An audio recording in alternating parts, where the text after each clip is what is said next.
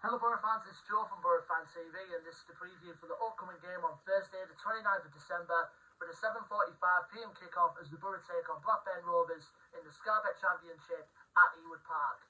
Well, Boro fans, we were certainly gifted with a late Christmas present indeed this past Boxing Day when we grabbed a 4-1 win at the Riverside against Wigan Athletic. And I thought first half it was just one little bit of excitement here and there, and that was in the 21st minute when Boro took the lead. Good work from Duncan Watmore over on the right to pick out Marcus Force to make it 1-0. And from then in the second half, it was all about the Ryan Giles and Chuba Akpom show, as that combination brought us to two of the goals to put us 2-0 in front. Obviously, the cross came in from Giles on the left, Akpom with a header to make it 2-1, and then Giles feeding it through for Akpom to run on to make it 3-1.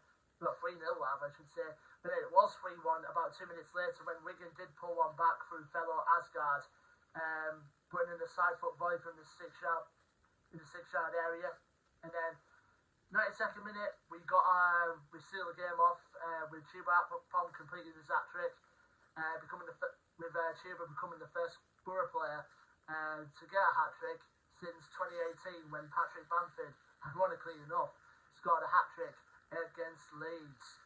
So it was a good way to end off a good performance. Going into this game, we are currently in the 11th place in the championship. We're just about 2 or so points, 2 points off the playoffs now.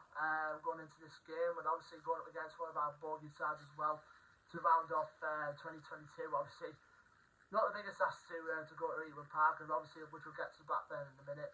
There's a little slight concern, obviously, from where I stand from the Wigan game, and that's when Johnny Howson was subbed off in the second half, half time really, due to a head injury. I think he might have picked up a slight concussion, but we won't know until the game tomorrow. But hopefully Howson's okay.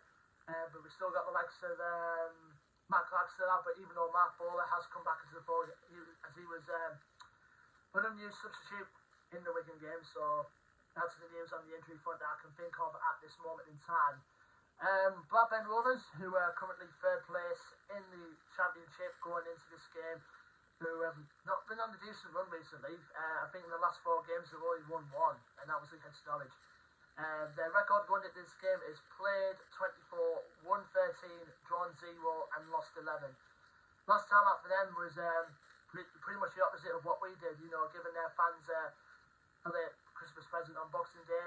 They did the exact opposite. They got beat 2-1 away at Sunderland. So Jon Dahl Tomasson's men will be looking for a response. Obviously, not going into this game in a tremendous amount of form whatsoever, winning 1 in the last 4, like I said.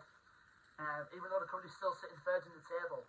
So it's pretty much the reason why they're up there for a reason, but they're still having a loss of form at the moment. Like I said, we're going to the reason why they're one of our bogey sides in a bit. As far as players go, you may think that Brent Brereton Diaz will definitely be the one to watch in our point of view, but in my personal opinion, I think it's not. The one we should be really worried about in particular is Sam Gallagher, who always seems to score against us recently, with Blackburn. And he's scored about 4 or 5 against us now in the last couple of seasons, and especially in the last game, which I'll get into in a bit. So definitely Sam Gallagher will definitely be one to watch out for, as well as Ben Brereton Diaz. Those two together can cause a nightmare for championship defenders. Excuse me. Other players to watch out for, seen a lot of the Wharton brothers recently, Adam and Scott Wharton, who combined very well together, obviously playing well at Blackburn together. Bradley Dack, who's just come back to the fold after his recent injury problems, and he's been in the midfield general, so to speak, lately for Blackburn.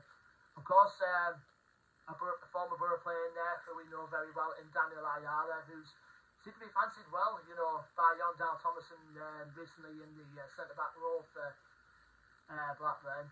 But I think both him and Dominic Hyam do really work well together in that centre-back positions.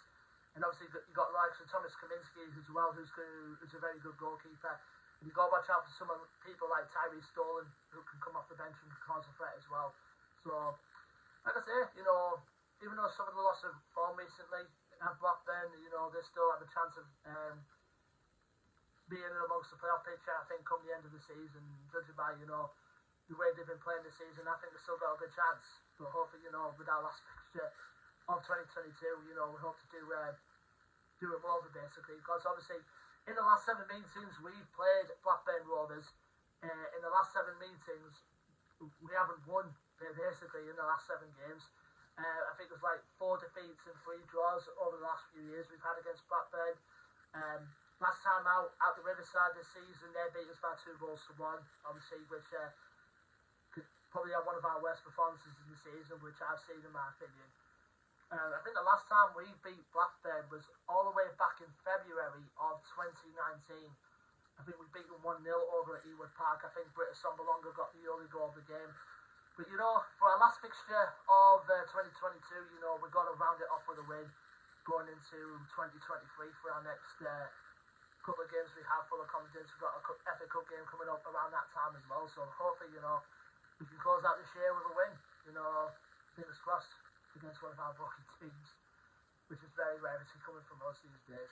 But leave me your thoughts and predictions in the comment section below, Boro fans. Don't forget to like, share and subscribe as always.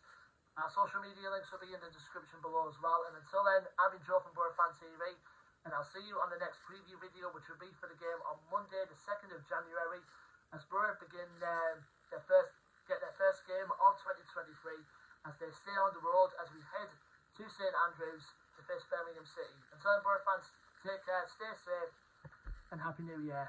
Up the Boro.